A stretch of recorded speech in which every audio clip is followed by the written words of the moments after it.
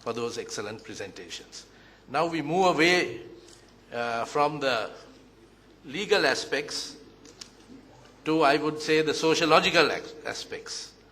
And I now call upon Dr. Ranjith Bandara, Chairman of Sri Lanka Foundation Institute and Senior Economist, to talk to us on social integration by promoting inclusive policies that reduce economic inequality and poverty and promote sustainable, equitable development. Dr. Bandara.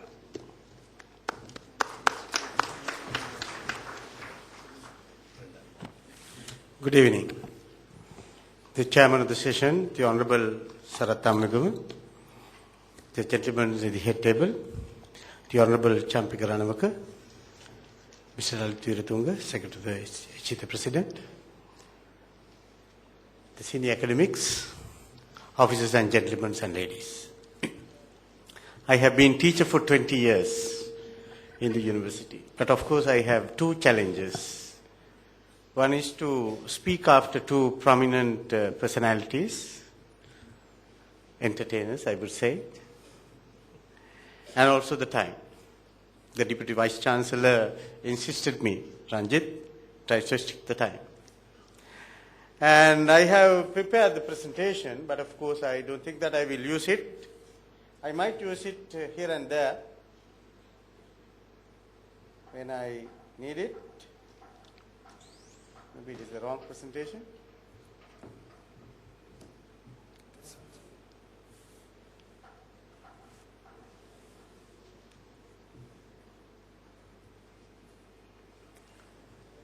I cut short the title, The Social Integration by Promoting Economic Development, the Sri Lankan Experience. We Sri Lankan has been divided in terms of A, B, C, D, E, F, up to Z. This has further widened with the colonial influences. We are all aware. Udarata Sinhala, Patharata Sinhala was one of them. And with the political independency, this was further widened with the multi-party democracy. Now we have Sri Lanka Karu, UNP Karu, JVP Karu. And we reverse ourselves with our political affiliation. And we have gone through a number of political reforms, constitutional changes, constitutional amendment. But this serious issue of social integration not has been taken into account in a serious manner. Now let's look at the main policy thrusts, the shift in Sri Lanka over a period of 60 years. In my opinion, there are three major economic policy shifts. Just after the independence, till 1956, we had the post-colonial economic policy, where we were trying to please our colonial masters. We never looked at what we want. And then, of course, we had inward-looking economic policy, so-called close economic policy. Prominently in the period of 1970 to 1977, from 1956 to 1960. And then from 1977 till 2005, we had outward-looking economic policies, known as open economic policies. None of these three policy shifts have taken any serious initiatives into this serious concern, the social integration.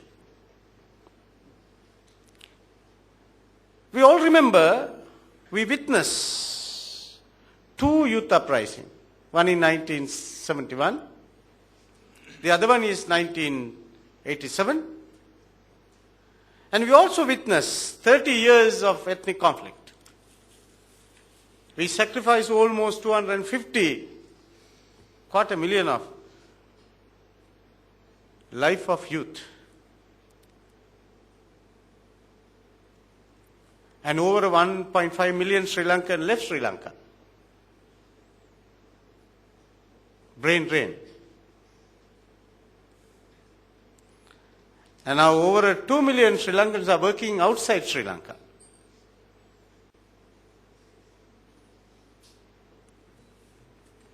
Let me cut short. This is 2004. This is the distribution of economic growth at the provincial level. This is where I came across Colombo Tekiri, Gamata Kakiri. 51% from the Western province.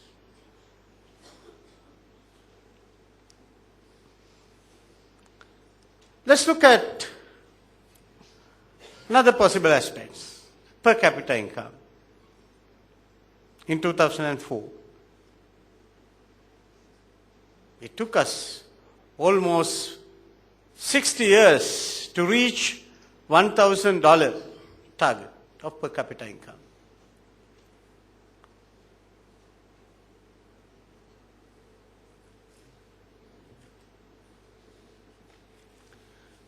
Now, I began economist, the practicing economist. What I felt was the social integration is needed of promoting economic policy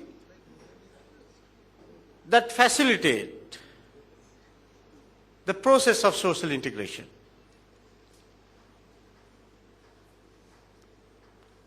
We failed. Till 2005, we never looked at, with the introduction of economic policy, that the integration of different social segments to be integrated is important. In 2005, for the first time in the history, we were able to introduce broad economic policy framework. Honorable Champik Ranavak is here. He is also part of it. Where we looked at the social integration as an important element in economic development. The Mahinda Chintane came out as a result. And 2010, putting further step, Mahinda Chintane future vision came out. And the 10-year plan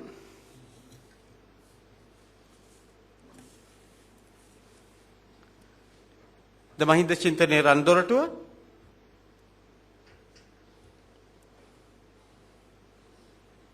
it's a policy framework for the first time that we have ever come across. That every possible single segment in the society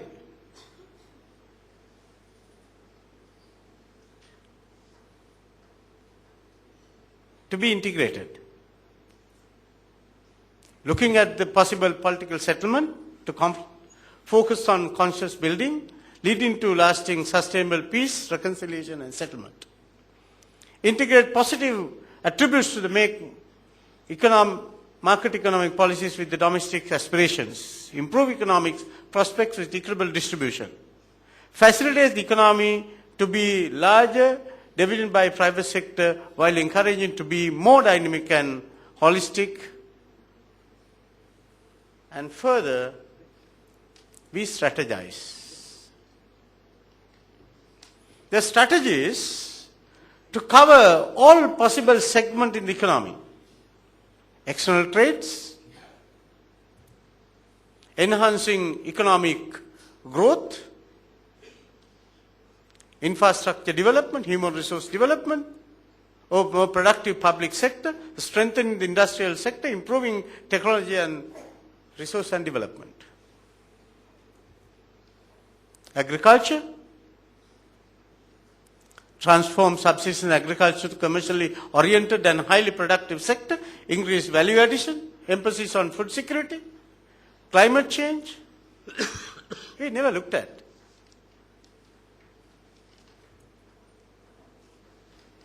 Sectoral development, industry. Shift from important base industries to high value additions. Sri Lanka is not any longer sending their raw materials to foreign markets. Service sector. Promote export services, tourism, port services, telecommunication, information technology, BPOs, you name it.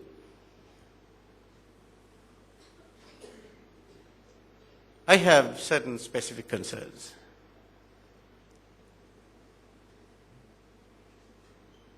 Legal reforms, already discussed. Strengthen the public-private sector partnership. Single agency coordination of infrastructure development. Governance, public sector orientation. Mahinda Chintana itself is a quite ambitious program.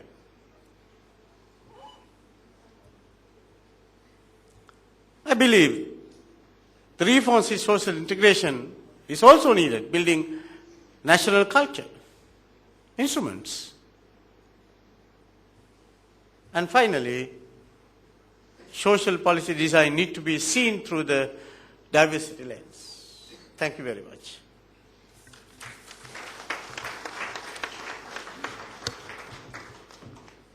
Thank you, Dr. Bandara.